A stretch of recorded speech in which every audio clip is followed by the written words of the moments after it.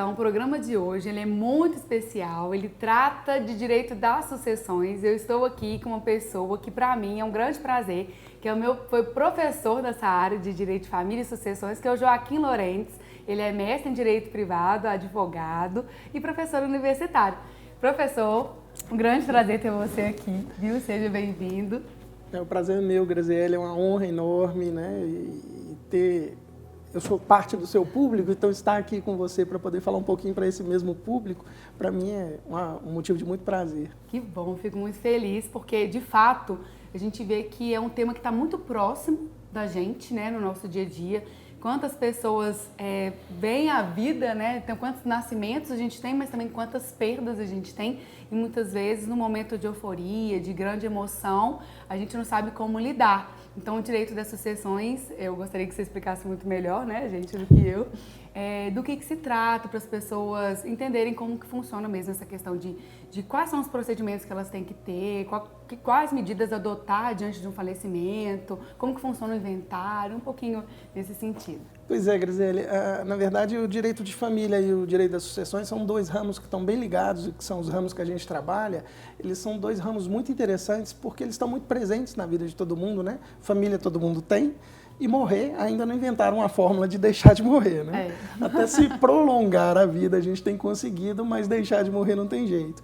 E como você disse, é uma situação muito delicada, que na hora do óbito é uma hora muito difícil para todos os familiares, é uma hora de muito pesar, onde as pessoas nem sempre estão com a cabeça no lugar, e mesmo assim é um momento que a gente tem que tomar uma série de providências que são necessárias. Hoje você não consegue nem enterrar a pessoa se você não tiver um atestado de óbito, por exemplo. E esse documento é um documento indispensável para futuramente a gente fazer um inventário, caso essa pessoa tenha bens. Então, realmente é uma situação delicada e que a gente tem que ter muita cautela para lidar e escolher, inclusive, pessoas que saibam lidar com o direito sucessório, tendo em vista essa particularidade. Porque, como eu disse, muitas vezes as pessoas estão muito sensibilizadas com a perda e não conseguem nem passar para o profissional que vai lidar com isso as informações que ele vai precisar para o trabalho dele. E o que é o de mais básico, assim, que às vezes a pessoa precisa saber nesse primeiro momento, assim, como proceder para conseguir, às vezes, um atestado de óbito? Como é que funciona, assim, desde o primeiro passo a passo? O óbito, via de regra, ele é declarado no hospital por um médico. Ele vai emitir um documento do hospital, que esse documento tem que ser levado a cartório para poder você extrair o atestado de óbito, né? No momento de fazer essa declaração do atestado de óbito, a pessoa já tem que ter um primeiro cuidado, que é tentar ter a cabeça no lugar para passar algumas informações que são necessárias. Por exemplo, vai ser questionado a ele se foram deixados bens e herdeiros. E essas são informações importantes, né, para já auxiliar no processo de inventário. Nome desses herdeiros e não precisa de descrever bens, mas dizer da existência desses bens. É fato que essas informações que vão para o atestado de óbitos, elas não são de certeza absoluta, vamos colocar assim, numa linguagem mais tranquila. Às vezes descobre que tem um outro filho, exatamente. Às vezes alguém quer ocultar sobre alguém. Eu não digo nem aspectos de má fé, porque realmente acontece, você tem razão, mas como a gente falou, é um momento de muita dor. Então a pessoa não está com a cabeça para dar a informação correta, fala nome de 2 filhos e esquece o terceiro, que é uma criança, ou às vezes esquece um outro, que é fruto de uma outra relação familiar. Isso vai impedir alguma coisa no futuro? Não vai. Mas um atestado de óbito bem montado, ele é a primeira base, porque ele é o documento indispensável para a abertura do inventário. Todos os demais documentos, a gente vai conseguir um prazo para poder juntar num processo de inventário, ou para produzir o inventário, né? O processo de inventário, inclusive, ele é muito curioso, que ele tem uma diferença grande para o processo comum, que no processo comum as pessoas têm que colocar já no início do processo todas as provas que eles precisam para que aquilo tenha um andamento adequado. Então, num processo comum, ele teria que juntar toda a comprovação de bens, ele teria que juntar toda a comprovação de herdeiros e por aí vai. Mas o inventário sabe que a coisa não pode ser assim. O legislador que trouxe o inventário para a nossa legislação, ele entende o momento difícil pelo qual as pessoas passam. Então, o atestado de óbito é o indispensável para a gente começar o procedimento. Daí nós teremos o prazo, como eu falei, para poder ir construindo esse processo. Ele é um processo que, ao contrário dos demais, ele vai se construindo ao longo do tempo. Por isso que muitas vezes tem gente que fica, mas o inventário demora tanto. Tem alguma coisa a ver com isso também? Na verdade, não. Eu até costumo dizer para os meus alunos que, na verdade, o inventário ele tem uma pecha maligna de que é o processo que mais demora e não é dele esse problema. A grande questão é que, para o inventário terminar, há necessidade da gente deixar resolvido, de forma tranquila e completa, todos os interesses do falecido. Então, muitas vezes o falecido ele tem lá uma casa, mas quando a gente vai verificar a documentação da casa, ela não está devidamente registrada. Os impostos dessa casa não estão em dia. Então, a gente vai ter que quitar todos os impostos, fazer a transferência dessa casa para o nome do falecido, para depois levar isso a inventário. Então, são esses os procedimentos que, de fato, levam a um tempo ao inventário demorar um pouco mais. Mas se você tiver com a vida organizada, hoje em dia, graças a Deus, tem muita gente com a vida bastante organizada, documentos em dia, né, impostos devidamente recolhidos. Quando é uma situação dessa, por maior que seja o inventário, não há motivo para ele demorar muito. Em caráter preventivo, é interessante também que a pessoa se informe com algum advogado para entender como que funciona. Igual essa questão de colocar em dia. Muitas vezes a gente percebe que é falta de informação. Apesar de nós estarmos hoje numa era de informação em que a gente acessa internet, né? Tem uma série de meios hoje para conseguir informações, inclusive o seu site, não é isso? Eu gostaria que você contasse um pouquinho como que as pessoas podem buscar esse tipo de informação de uma maneira até preventiva, quem sabe. Com certeza. Já não é há muito tempo, mas enfim, vamos ver. Talvez há uns 10 anos tenha surgido uma expressão que é bastante divulgada nos meios de mídia, que é a expressão planejamento sucessório. Sim. O planejamento sucessório é exatamente uma preocupação em vida com o que vai acontecer depois dela. E apesar da expressão ser relativamente nova, os procedimentos não são. A gente, por exemplo, já atua e já faz isso há bastante tempo. E isso nada mais é do que orientar aqueles que buscam essa orientação lá no escritório a entender da necessidade de ter essa vida em dia, de ter o patrimônio todo devidamente registrado, de ter essas questões documentadas, que só vão evitar problemas em vida e também posteriormente ao óbito. Verdade. E aí, quando você já tem isso mais ou menos arrumado, a gente passa a uma segunda orientação. Porque todos nós temos a possibilidade de morrer, então por que não antecipar isso? Então, antes da segunda orientação, até mesmo para deixar um pouquinho de curiosidade, eu vou chamar o intervalo e fique com a gente, precisa acompanhar melhor, porque isso é muito importante.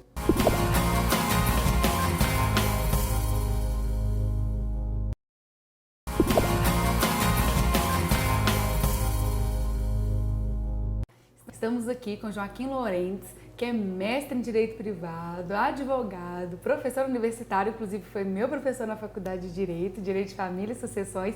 É uma honra para mim, um prazer tê-lo aqui. E nós estamos falando um pouquinho de algo que é um nome novo que tem se usado, mas que, na verdade, o planejamento em si é algo que vem desde o início aí do direito, né? Não sei como colocar, que é o planejamento sucessório. Como que é importante a gente se preparar também, desde já, deixar a vida organizada em dia, inclusive para os que ficam, né? Conta um pouquinho pra gente aí essa sequência. É isso mesmo, Grazi. Na verdade, a preocupação com o óbito, ela tem que ser uma questão presente, né? A gente tem sempre muita dificuldade em pensar que vai morrer, é um aspecto até psicológico, mas é uma realidade. Eu acho que isso fica um pouco mais fácil para quem tem filhos, para quem tem uma família constituída. E hoje tem sido marca. Muita gente tem buscado o planejamento sucessório, que é muito interessante. O grande problema do inventário em si é que ele vem como uma coisa, como uma avalanche, né? A pessoa acabou de morrer e você tem que tomar uma série de procedimentos, como a gente estava falando, uma série de medidas, e todas as despesas vêm de uma vez só, então é bastante caro para você suportar tudo isso de uma vez, sendo que se você buscar um planejamento, você consegue evitar tudo isso, né? Você consegue planejar aos poucos a transmissão patrimonial, você já vai fazendo a despesa também de forma planejada.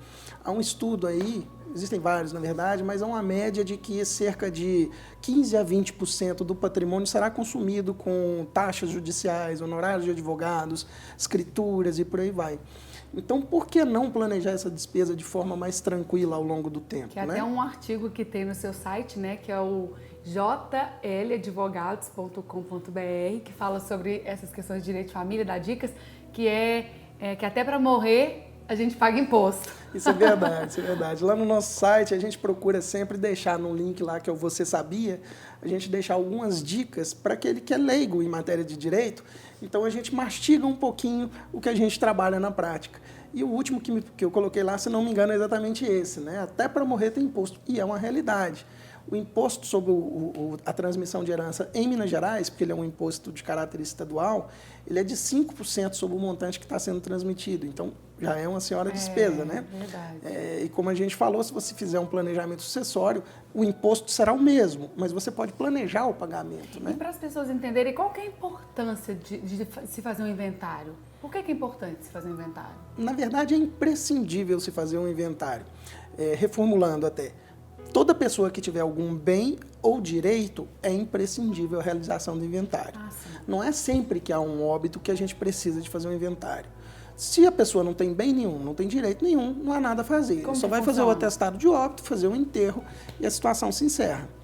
Agora, se ele vai ter algum bem ou direito, como a gente não vai ter a assinatura desse que faleceu para transmitir o documento para o próximo proprietário, a gente vai precisar do inventário, que vai ser a formalização, vai ser uma ordem do juiz, ou vai ser um formal de partilha dado pelo próprio tabelião, numa escritura pública, que vai substituir a assinatura do falecido.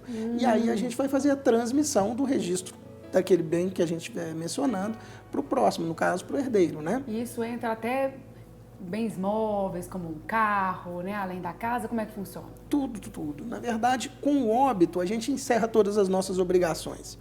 Então, em tese, pelo menos, a partir do óbito, na conta do falecido, uma conta bancária, por exemplo, não pode haver mais movimentação, porque ele morreu. Então, mesmo que os parentes tenham lá as senhas e por aí, não se recomenda a movimentação dessa conta, a não ser que seja uma conta conjunta, para evitar uma alegação de fraude ou de desvio de patrimônio, por aí vai. E exatamente é aí que vai haver a necessidade desse inventário. O profissional do direito, no caso um advogado, ele tem que ser buscado para orientar os herdeiros sobre o que deve ser feito e em que tempo. Porque existe uma responsabilização naquele que detém a posse do patrimônio do falecido. Como assim? Conta um pouquinho para a gente. Sempre a gente vai perceber que existe um familiar que é mais próximo, alguém que está ali, que vai tomar conta ou que já está no próprio imóvel ou bem, isso acaba ou bens do acontecendo falecido. de uma maneira tão natural que a gente às vezes não para poder imaginar que pode dar algum problema, né? Exatamente. E é essa pessoa que está na posse desses bens que é colocada na legislação como sendo o chamado inventariante, o primeiro responsável a conduzir as questões do inventário. Agora, o inventariante, sempre que ele faz mal feito, sempre que ele se omite ou sempre que ele se excede em suas obrigações, ele poderá ser responsabilizado civil e criminalmente. Então, essa é uma grande questão. É bom estar com tudo organizado, com o juiz autorizando, Exatamente. com os documentos em dia. Eu posso fazer esse tipo de transação, eu não posso fazer isso, qual que é o meu limite enquanto inventariante? Exatamente. Buscar informação eu acho que é o primordial. Agir para depois corrigir é sempre complicado, né? E tem uma questão que eu já soube também com relação ao inventário em vida. Independente do planejamento, existe essa possibilidade de fazer um inventário em vida? Não, na verdade, inventário em vida não. O que a gente consegue fazer são disposições para após o óbito. Então, o que a gente vai fazer? Muitas vezes um testamento, né? Para dizer exatamente como você quer que seja distribuído o seu bem, mas para depois do seu óbito. O testamento é um documento que qualquer um pode fazer, desde que tenha mais de 16 anos, e é um documento que pode ser mudado a qualquer tempo. Então, não precisa de haver receio com o testamento. A cultura do brasileiro não é muito de elaborar testamento, não. No sentido da pessoa colocar qual que é a vontade dela. Exatamente. Né? Os americanos, os europeus, eles têm muito mais hábito de fazer testamento que a gente. Mas no Brasil essa cultura tem crescido um pouco dentro daquela ótica do planejamento sucessório, porque o testamento é um dos instrumentos para eu fazer isso. Então ali eu vou dizer se eu quero deixar uma casa para o fulano, se eu quero deixar o carro para o Beltrano, aí eu já dou a ideia para aqueles que vão sobreviver do que eu gostaria que fosse feito. Que não necessariamente significa que vai ser. Não, de forma alguma, né? Primeiro a gente tem limites legais, e por isso também, mais uma vez, é importante que esteja sendo bem orientado por um profissional da área. E além dos limites legais, a gente tem a própria vida, porque ninguém faz o testamento hoje para morrer amanhã. É verdade. A gente pode fazer um testamento hoje e morrer daqui 20, 30 anos. E até lá o patrimônio pode ter mudado, a vida anda, a vida segue. Se a pessoa não alterou esse testamento ao longo do tempo, então nós vamos ter que interpretar como será esse testamento lá na frente por ocasião do óbito. Legal. Olha, muito obrigada por todas essas informações. Eu gostaria que você deixasse alguma dica, alguma sugestão, algo que seja interessante para as pessoas também se apropriarem um pouquinho dessa ideia. Que joia. Eu agradeço a oportunidade e o que eu posso recomendar para todo mundo é que busque sempre a informação. Como a gente falou agora há pouco, o agir para depois corrigir é muito mais difícil e muito mais caro. Então, por que não antecipar? Lá no nosso site, inclusive, a gente tem algumas boas informações e o escritório está disponível para todo mundo que precisar de uma orientação também. Então, pessoal, espero que vocês tenham aprendido bastante. Estaremos sempre à disposição aqui no programa Direito e Cidadania, toda quarta, às 22 horas. Fique com a gente, mas também não deixe de passar lá no Estilo Modas, sempre com um look lindo para o nosso programa, e também no Espaço K, que cuida aí dos meus cabelos. Até mais!